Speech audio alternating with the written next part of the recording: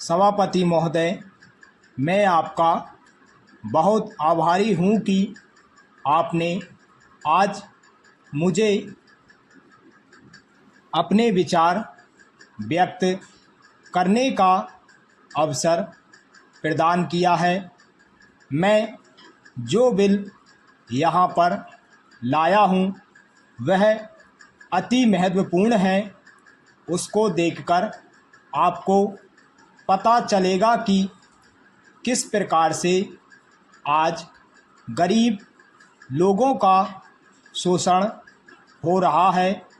मुझे प्रसन्नता होगी कि उस समस्या का निराकरण भी इस बिल में मौजूद है। मैं आपको एक बात और बताना चाहता हूँ कि अभी जो पीने के पानी के लिए जो नल कनेक्शन दिए गए हैं उसमें भी गरीबों के साथ न्याय नहीं किया गया है। आंशिक रूप से संपन्न लोगों को तो एक एक कनेक्शन के स्थान पर दो दो कनेक्शन दिए जाते हैं और गरीब तबकों की पूरी बस्ती में सिर्फ एक नल लगा दिया जाता है। इससे उनकी पानी की पूर्ति भी नहीं हो पाती है। इसमें भी भेदभाव करना हमारी सरकार की एक खामी है।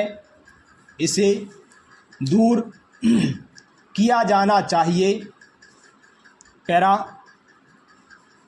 हमें चर्चा करना है कि अभी कुछ दिन पहले देश में गेहूं का जो प्रश्न खड़ा हुआ था उस पर भी हमें अधिक ध्यान देना चाहिए और गेहूं को जहां तक हो सके सस्ते दामों पर मुहैया कराना चाहिए, जिससे गरीबों मज़दूरों को कुछ राहत मिल सके।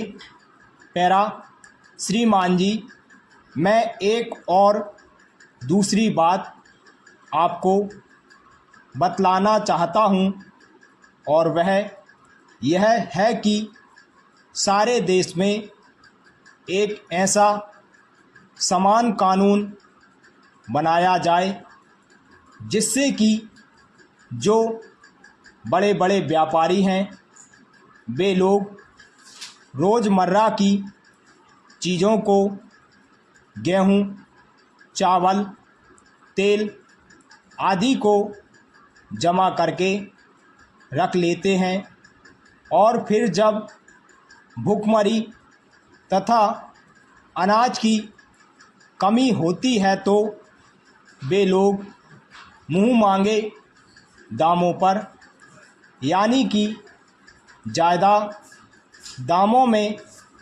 गल्ले को बेचते हैं। मेरा निवेदन है कि ऐसे लोगों के खिलाफ सरकार क्या कार्यवाही करती है। मेरे मुताबिक तो उन्हें कड़ी सज़ा देनी चाहिए और इसे हमारे संविधान में शामिल किया जाना चाहिए। यदि आपको ऐसा करना है तो सबसे पहले हमें अपने भीतर झांककर हृदय पवित्र करना होगा और हम सब लोगों को मिलजुल कर यह कार्य करना होगा। हम सबको इस बात के लिए तैयार होना चाहिए कि हमें इस बात को पूरे समाज को बताना है और सबके दिलों में यह बात घर कराना है कि जब हम सब मिलकर कुछ करेंगे तब ही समाज का भला होगा।